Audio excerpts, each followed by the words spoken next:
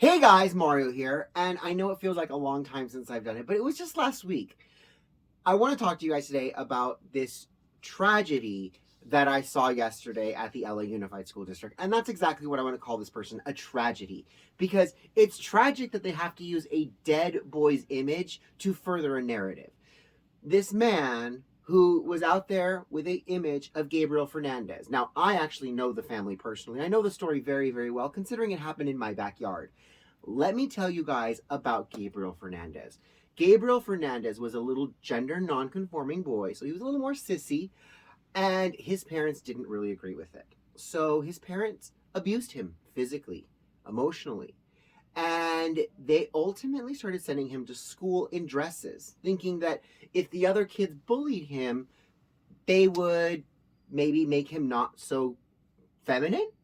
And when CPS came and investigated, the parents lied to CPS to the point where they said, "Oh, no, no, no, he's just gender non-conforming. We sent him to schools in dresses because that's how he likes to dress." So, and when they looked at the boy, obviously he was a little more sissy, so they just said, "Oh, okay, no problem." They didn't pay attention, they didn't care, and they didn't remove him from the home after multiple educators and staff called Child Protective Services to be like, "There's a problem at the home. We know they're lying to us." And ultimately, the child was killed by their parents and, well, the mom and the boyfriend.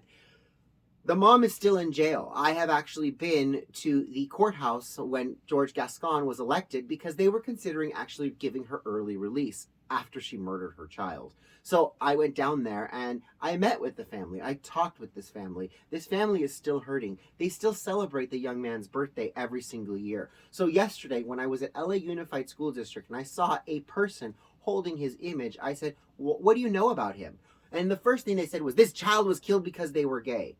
No, the child was killed because it wasn't removed from the home. That home was not a safe home for that child. There is nothing that the school could have done curriculum wise to change that fact. By teaching the other children to accept homosexuality or to identify as gay, that's not going to stop parents from doing what they did. And when I explained to this person, I said, "Well, not only did is nothing that the school's going to do anything because the schools did everything they possibly could. Why are you bringing this to LA Unified School District? LA Unified School District has nothing to do with this boy. This boy lives up in Palmdale. That was technically Westside Union School District or Palmdale School District, not LA Unified. So why are you bringing it down here?" "Oh, well, because he was LA County, LA County." "Oh, now you want to use the county. That's fine, but I know the family. I've stood on the corner with the family holding a sign to remember this young man's life. And this person wants to use his effigy to further a narrative that says, we need to protect gay children. Gay children at 8 years old, like Gabriel Fernandez." How do you know they're gay? They haven't even had sex yet. And if you're going to push that they're going to have sex at 8 years old, then I'm going to call you a pedophile. So it's a roundabout argument. I knew I wasn't going to get anywhere with this person. They were sitting there carrying two pictures of two children in my community going, "If you don't affirm these children's sexuality in elementary school, they're going to end up dead just like these two." But nothing the school could have done could have prevented those deaths because the schools, in fact, did do everything they possibly could to save those two children. So it bothers me. I did have to go out there and say something because I was a gender nonconforming child. My own grandmother told my aunts, "Hey, Mario's a little different.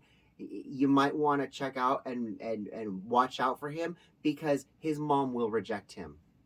Sure enough, she did. So thankfully, my aunties listened to my grandmother and they said, "Oh, you know what? He was right. He is gender nonconforming. He did grow up to be a homosexual, but there's nothing wrong with that." And it's a shame that his mom is going to lose out on that experience with his adult son. But that is their decision. It's thankfully that I had a support group around me that would protect me should that abuse have happened coming from my own family. And that's exactly what they were trying to do with Gabriel Fernandez's family. The rest of the family was trying to support the child and take the child from that situation. And it was CPS that would not allow the rest of the family to get involved and actually ultimately let the child stay in the home where they ultimately perished. So it's a very tragic story, and the bigger tragedy is using his memory to further an agenda that doesn't actually coincide with what happened. All right, you guys, I love you guys all. God bless you, and I will talk to you guys soon. Mwah!